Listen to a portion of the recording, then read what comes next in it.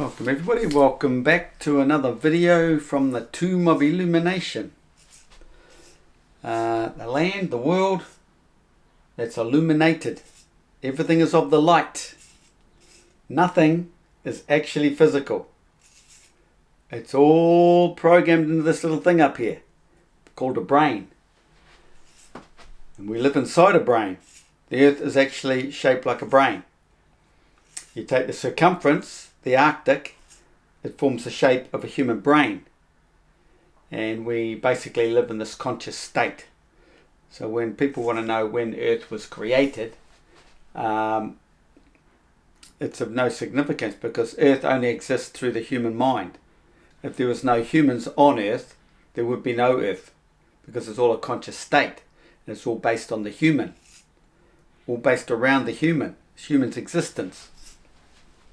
Anyway, today's video will be a world first and become quite famous one day because it's the first time in this cycle of man where someone has come and shown how the physics of Earth actually work, the true model of the Earth. Copernicus, Galileo, Newton, they didn't have a clue. They were intelligent men that came up with some good versions, but none of them match reality. Good writers, Galileo specifically was very good at writing, and he had an influence. He knew all the, he was quite close to those who ruled in those days, when it came to the church, all those popes and that. You read, I've just finished his book called Galileo's Daughter, and in there they mention the surname Orsini. You know the Orsinis. Orsinis rule the world today, still govern the Vatican today. Galileo's like 500 years ago. 500 years ago. Okay? Now it's all controlled. The whole system is all controlled, but it's up to you guys to get this out there, otherwise it's not going to go anywhere, because you all know that my channel goes nowhere. I get a couple hundred views on my videos and I'm the only man in the world who can explain the whole system. Spirituality, religion, all the ancient knowledge left by the Egyptians, the whole flat earth physics. You only get it here. So it's up to you to share it, get it out there. Get it out to those other flat earth sites, explain it all. So take a photo of this, because this is the ecliptic plane. This is, you've seen Ptolemy's version.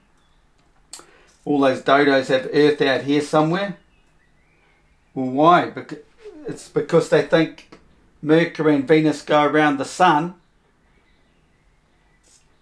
when all along it's the sun that's at the centre, just off centre on the first track of the, call this a horse track if you like. He's the first horse on the inside track, doing small circles. The sun is 1 degree or thereabouts off centre. And because Mercury and Venus are so close to the sun, this is why they phase. Because you haven't been told that the sunlight is what actually dissolves the celestial bodies. We lose them in the light of the sun. This is what the moon does. The moon moves in and out over the month. That's why it's phasing, because it goes in towards the sun, into the light of the sun, and then comes back out to full moon where we see it, self-illuminating. It comes in towards the sun, it gets caught in the sun's light and starts dissolving. We see an opposite image out in our sky because we're not looking, we don't understand, well I do, what's happening back at creation, the centre of the earth, right back at the centre. That's projecting our realm. The whole realm is a projection, a blown up projection of this image here. So we have the sun there doing small circles. So as it's moving around the dead centre, where all the energy comes out, before it's dispersed out here in a wave, obviously all the energy's strongest at the centre here. This is why the sun is illuminated. Then we have the Mercury and Venus. Mercury and Venus are are what get caught in the Milky Way here to create the solar eclipses. We'll get on to that in a minute. But anyway, all the energy comes out of the centre in a wave form, so they're all circles, just like dropping a pebble in a pond. All these celestial bodies were once suns. They're moving away from the centre. Now the sun is being reborn now. A lot of people have seen the dual sun systems. You see the dual rainbows. Takes a bit of time, but this sun here will die, become a planet. We probably lose sight of this Saturn here, or we then move into an 8 wandering star system, and there's be a different cycle of man then, different conscious state. But you could say every one of these represents 2,160 years, maybe. But understanding this model, you have to get the sun off-centre doing circles around the black hole, meaning the sun is moving, and it's moving quicker than all the other celestial bodies. Nothing can pass the sun. How can it pass the sun if the sun is on the inside track? Nothing goes around the sun because nothing goes into the black hole. The sun's right on the perimeter here. You can't get around the sun without falling into the black hole, but the sun is magnetically locked on the side of the hole. It cannot fall into the hole. And then we move on to the Milky Way that comes out across the ecliptic plane, because the sun is in with the Milky Way. And wherever the Milky Way goes, the sun that goes with it. And here's another view of it, the side-on view. Down through the black hole is down through the vortex. It's the core. It's the central place of creation. This is why the dragon or the Rakir is all connected to creation. The boomerang in Aborigine Dreamtime stories is all about creation. See the curving of the boomerang shape. You've got the sun here. It's the kneecap and the iliad. So everything comes from the centre core. And everything starts there, you see. And we have the female here and the male here, because Earth is a dual system.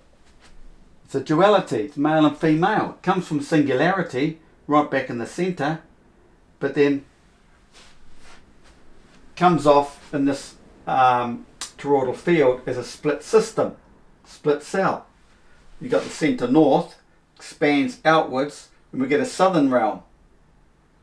So every slice of the flat Earth system appears like this to man. Let's say centre north coming out, like just like a Gleason map. He only sees so far. He just gets a slice of the realm, be it 120 degrees maybe.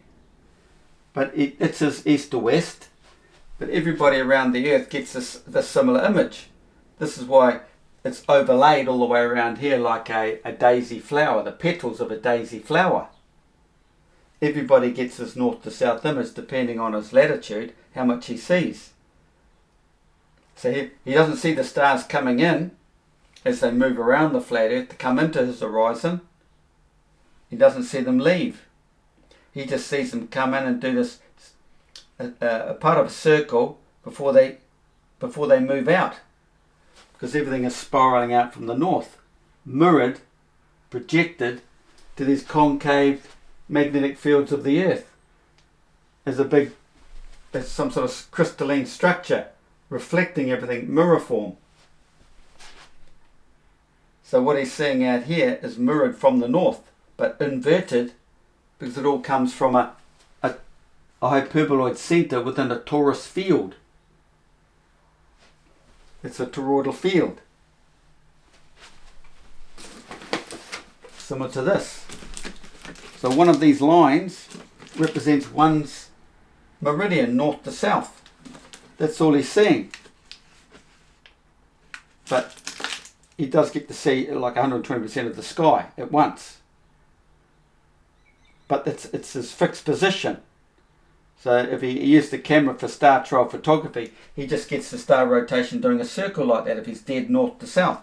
Dead north to south. But this isn't true because the magnetic fields of Earth are curved. The toroidal field is a magnetic field and it's curved. Everything is curved. But anyway, if he has a star trail photography, he's getting a circle. But with the star tracker, he can track the stars in here, coming in, moving across his horizon, and moving out, because they're continuously moving around the Earth. As this central northern hemisphere turns, it's reflecting the image out and around the south.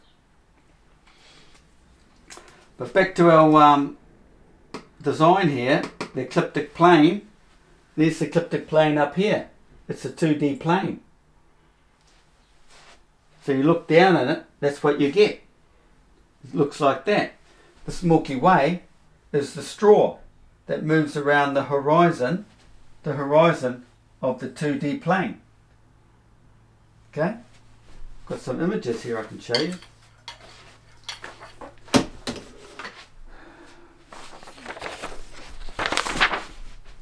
We have the central S-curve of creation. Your vortex water, you will see the bubbles go down an S-curve like this.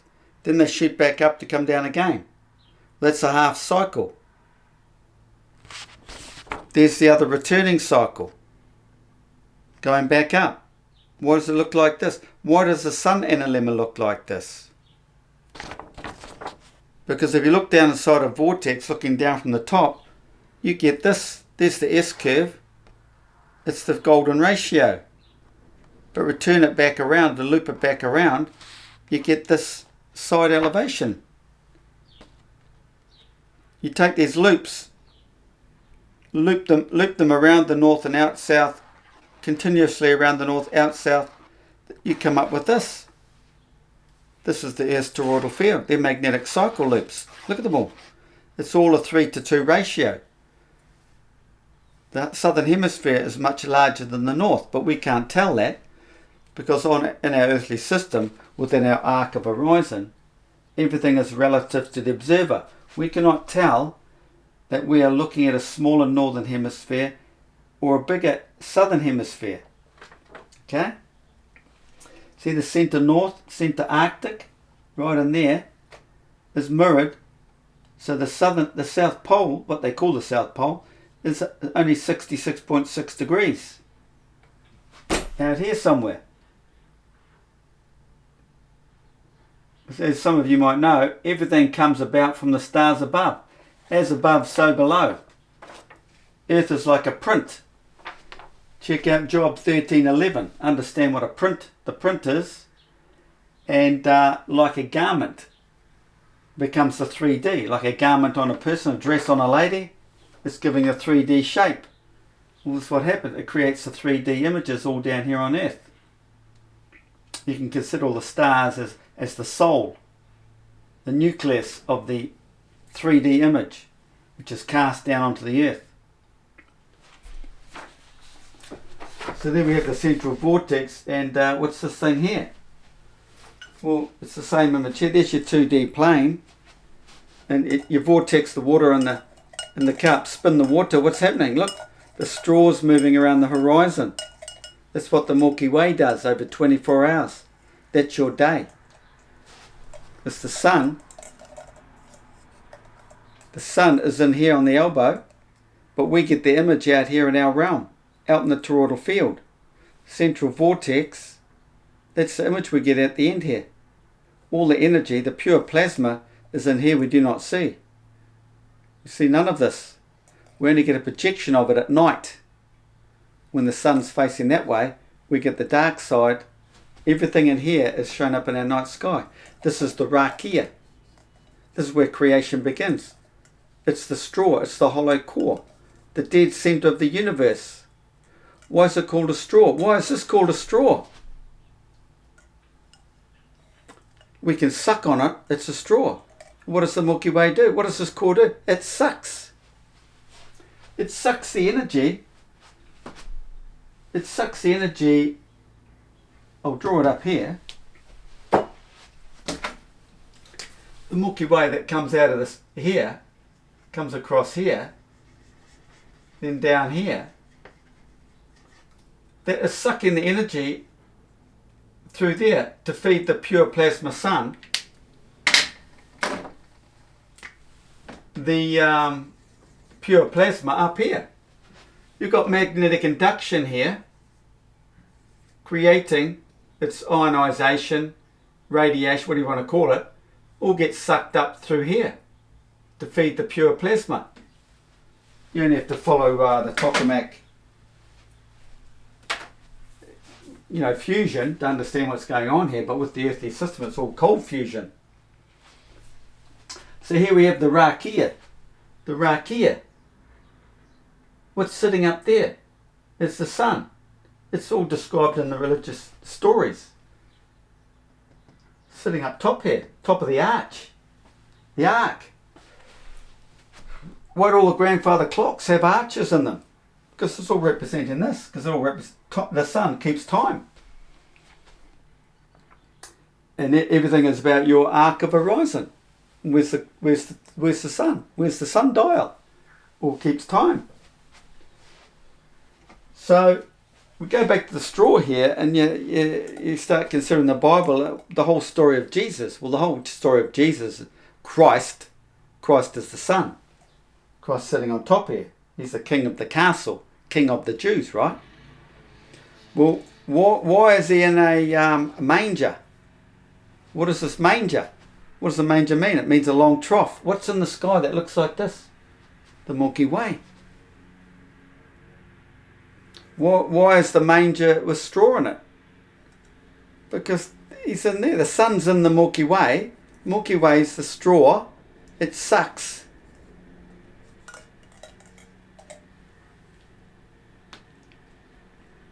Okay?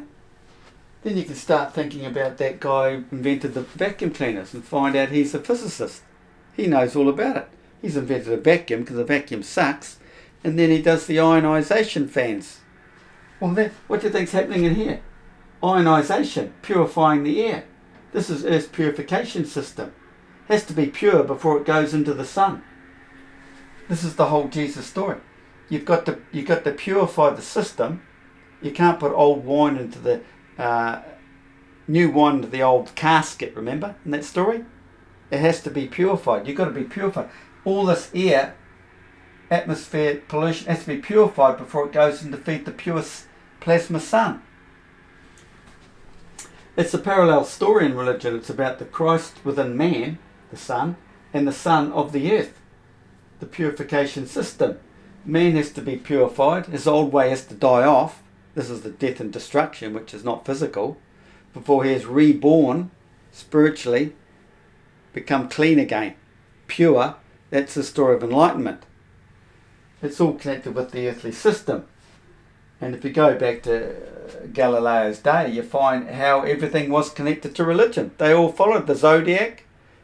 This is why he got persecuted, why they finished Copernicus, going against the religion. Religion was fact. It's all described. It's the book of physics. You can't dispute any of this, any of my model here. It's where it's come from. It's the whole book of the Bible is based on physics and funny tales of dreams of these people you've got to try and interpret, but after them it's so difficult. But there's things like this you can read and understand. I can interpret for you. So there's the model of our universe. All the energy reduces. There's on slower paths, aren't they? So nothing can catch the sun. The sun's in here, and everything in here is moving 15 degrees per hour. The Milky Way is anyway. Milky Way moves around the Earth 15 degrees per hour. That's your 24-hour day. And why? We're led to believe, and this is how silly man is, that the stars are quicker than the sun. Nobody has stopped to think if the sun is there, moving around, and it's moving quicker, then daylight is going to catch up to the night time, which means it's going to push the night time around in behind the sun to have the stars turn up 3.56 minutes earlier the next night. The sun has pushed everything around. Sun, night, sun's quick. If the sun's quick, obviously nighttime has to fill the void, so we get the stars turn up 3.54 minutes earlier the next night. Cannot be debunked. Okay? So you understand the phasing of these two, why they phase? They disappear in the light of the sun. We see them phase just before they move into the light of the sun. Otherwise, they're full bloom on the night side, right? That's what the moon's doing. The moon travels in and out over the month. This is what the moon does. The moon does that S cycle. The S cycle over the month. That's 14 days. Then 14 days back in. 2.2 days, it's lost in the dead center core. It's right up with the sun. It becomes one. The sun and the moon are actually one. They return back into one. It's the whole story of life, the meaning to life.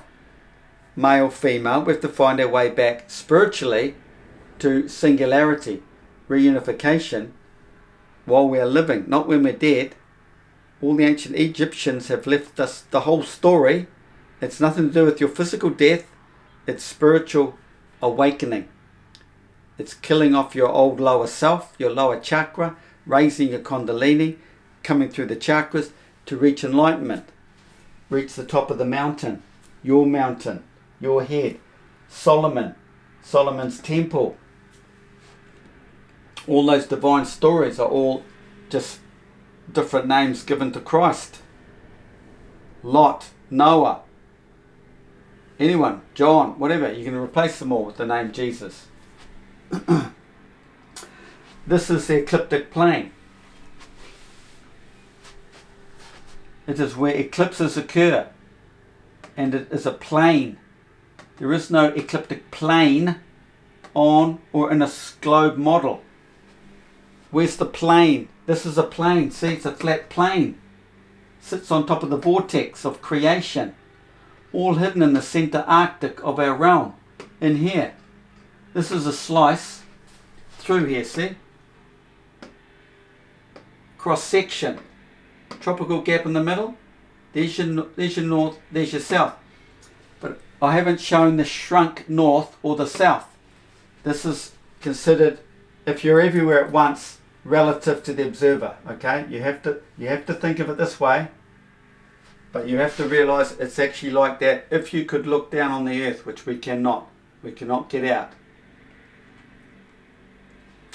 People just don't understand the whole story of the vacuum. The only vacuum is in the vacuum pipe. But the atmosphere disperses, expands as we elevate. So everything on earth has to stay under pressure. We are under pressure. So if we're to elevate, we have to stay under pressure as we elevate, or we just blow up and die, fall apart. Your molecules are expanding. This is what the hydrogen molecule is doing, is it rises up to the tropics for purification. It's getting bigger and bigger and gets shredded. This is all described in the Iliad. Shredded. What science calls into isotopes to feed the pure plasma, okay? Well, if we're going up with the standard pressure, we don't get blown out of an aeroplane, we get sucked out of an aeroplane. Because we're under pressure. So it's releasing the pressure, and down below Earth, it condenses the pressure, gets condensed and dispersed. So anything from Earth, any mechanical thing, can only go so far, because it comes from the pressurized zone. It's the atoms. It cannot get through, otherwise it just starts. It'll eventually fall apart, but it can't. It hits the firmament, and you've got to understand what the firmament is. It's a magnetic field. If you go deep into that magnetic field, pressurized hitting non-pressurized. This is where Star Trek got all its script from? Science. Dr. What's his face with his resonant frequency thing. That's how they cure people. They knew way back then, but they don't do it now. The pharmaceutical companies are out there to make a lot of money and kill you off at the same time. They can cure you through resonance. Everything's about sound. Everything comes out of this trumpet. It's sound. In the beginning was word. Word. How you speak. It's all about sound. Your voice. So understanding this, what's going on here, and relating it to the Earth here, why we have this tropical gap. Well, it's all about magnetism. So you've got to understand a rotor and the stator has a gap between them, doesn't it? And if you know anything about electricity, there's always this gap. Okay? We have to have this gap. And basically it's a blown up representation of the dead center core of the Milky Way, because nothing happens in the core. It's at rest. All the action is around the horizon, the two forces that come together and spin around it. Well, you've got the same thing here. You've got the two forces of each hemisphere coming together on the borderline of Capricorn and Cancer, creating the magnetic induction or capacitance to feed the sun, which moves around here. The sun moves around in here. The whole Milky Way. If you want to understand more of this, it's all on my Patreon. Just talk into your phone, speak into your phone, Tomb of Illumination, or Patreon, Tomb of Illumination, and go to my saints. It's all in there. But get this out, everybody. You can't debunk this model. If you've got any questions, I can explain it all to you. Lindsay's model of the universe should become quite famous one day. But you try and patent something like this. Get online and see what information you can find on patenting something like this. I don't think it exists. You cannot do it. They control the whole system. Let's run over a few things here. Enoch 11:13. What was that about? Let's have a look, shall we? Got my phone here. Those men took me and led me up onto the fourth heaven and showed me all the successive goings and all the rays of the light of the sun. You're probably talking about the ecliptic plane here. All these different, see the word, successive goings. Successive goings. Imagine being around this day when he was the sun. Saturn was the sun.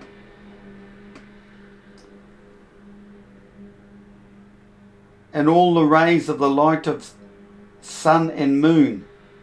And I measured their goings, compared their light, and saw that the sun's light is greater than the moon's, its circle and the wheels on which it goes around, like a wind going past with very marvelous speed, and day and night it has no rest. No rest, continuously turning. It's all to do with the convection.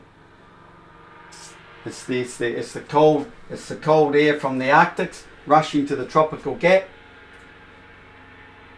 Okay, then it'll get sucked up here, but that's the whole 3D story. But you go back to the 2D, and you find which incorporates the 3D, the two Milky Ways. So each of these Milky Ways has a dual force. And up and in and out. So you say there's two here and two here, so they're the four winds. You can say they're the four winds that create the vortex. Okay?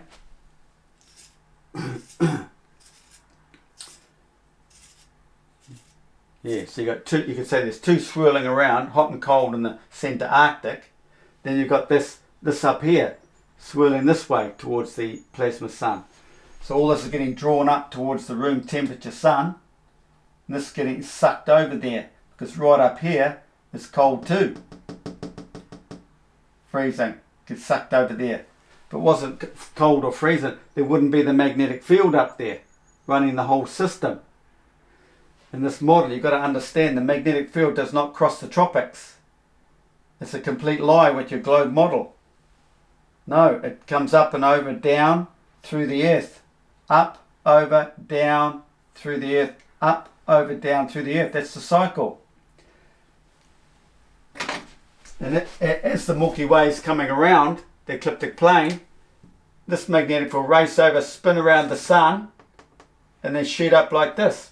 This side will come around, spin around and shoot up like that too, right where the sun is. It finds a pairing.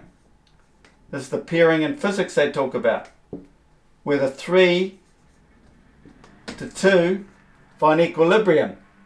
One always shoots off. They understand that. So it'll be 2 and 2, 2 plus 2 are even, and one will shoot off. This is to do with this is quantum mechanics, electrons and protons, all that sort of stuff. They understand one will shoot off. So it finds equilibrium, which feeds the black hole to keep the black hole alive, all of creation. And the odd one, the initial 3 to 2 ratio, creates the friction, which creates the sun. It's all feeding itself. And coming up through here is the high energized molecule, the water, that comes through subterranean crevices. It's getting energized and finding the low pressure medium, which is around the tropical circle, and that's what creates the molecule, the moisture to rise up through the tropics once full of moisture. And then it gets purified. So all the crappy water out here maybe seeps through the earth, ends up down in here, somehow finds its way to this area, builds up a sort of kinetic energy, and the energized wants to seek a lower pressure, and that's how it comes up to the tropics. Got the whole model of our Earth, Cancer to Cancer. So Cancer to Cancer, you got Southern Hemisphere, Antarctic, Arctic. Now the other lie you've been taught is that this is the North Pole and that's the South Pole. No. These are hemispheres, Northern Hemisphere, Southern Hemisphere. But these are both North Poles. They're just a strong force and a weak force. These are the South Poles. South Poles. Poles are here and here. Here and here. The field comes up like this, goes down into the ground there. That makes it a South Pole. Comes out of here, goes down there, makes it a South Pole. These are North Poles. Same, up, down. No, science tells you it's weaker at the equator. They're lying. They know the truth. They know it does not cross. If they didn't, they do now. You cannot fail. This model here is going to set everyone right. As soon as you understand the truth and involved with this, connecting the flat earth with your religion, you start understanding the meaning to life. You start understanding everything. And I can make all these connections in the Bible if you like. If you're willing to join my team up here, we'll get all the information out. What have we got over here? All the energy comes out of the center sound, word of God, the center of creation, the black hole. Phasing of Venus and Mercury are because they are so close to the sun. Phasing of the moon, Venus and Mercury, is due to direct sunlight or /energy /frequency based.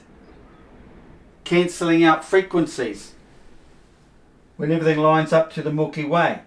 when things line up to the Milky Way, we lose the image we get out in our realm.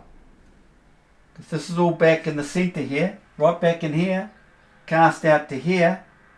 So if something gets in the Milky Way and blocks the energy coming in here to feed the sun, that gets blocked, how do we get the sun image out here? We don't. That's how it works. Understand? Eclipses are alignments that form in the Milky Way. Now, on top of all this, we have to understand the, you see, why they give you the globe with the tilting axis. Because the sun in here, there's the flexing of the ecliptic plane. Up or down. This flexes. Compaction and contraction. Expansion and contraction. This goes up and down, then the sun goes in and out this way. Up and in, or down and out. This movement between the tropics here, because between the tropics is your 23.4 degrees. They've taken this and put on their spinning ball to say this loops around the sun once a year to get your crazy S-loop of the sun down a lemma. When all along it's in here. Based on this picture here. The up and down cycle. One cycle. So look down through the top, you get this golden ratio Fibonacci, half the cycle. Then it loops around again to create a cardioid.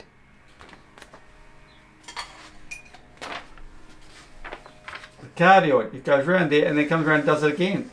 That's your complete cycle, that cardioid. That's what a moon does over a month. You have the eight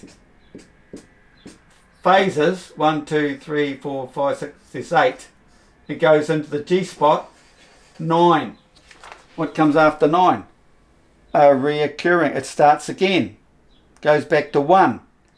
1, 2, 3, 4, 5, 6, 7, 8, 9. Back to the start. 1, 2, 3, 4, 5, 6, 7, 8, 9.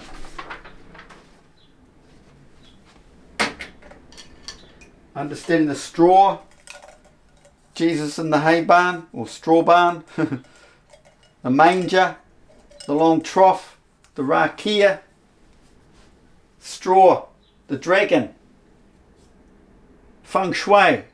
Understand the dragon is the Milky Way. It rises up, comes up from the east. You can put your furniture whichever way you like in your house. It's not going to help you gain spiritual ascension because it's all to do with the rakia, the Milky Way, and the alignments between the two hemispheres. The other thing to this model, knowing the truth, that there's two fields, a duality. You've got the cycle of the northern hemisphere cycle of celestial bodies. You have the cycle of all the celestial bodies in the southern hemisphere, all mirrored out from the centre north. So everybody gets their own cycle of celestial bodies. Okay? Remember, there's infinite cycles of magnetic fields flowing in and out, in and out, in and out. Everybody gets their representation.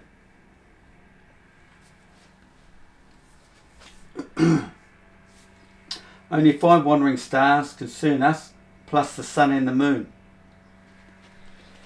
It's all about the 5. So whether the next cycle of man, this one moves out, and then Jupiter moves into its place, we stick with the 5, or it becomes a 7 wandering star realm. That's basically it, guys. Understanding the waveform. They're circular. There's no ellipses. The elliptic cycles we see in the night sky probably come about from this pattern that the stars take over the night. That's the night cycle. Then it must return up during the day. to come back out again at night. Okay, understanding why and how the sun is quicker. Pretty straightforward. Never been explained before, yet it's so simple. This answers all the questions in physics. So, if you like this sort of thing, don't forget to share it, put a likes up, and subscribe. Thank you.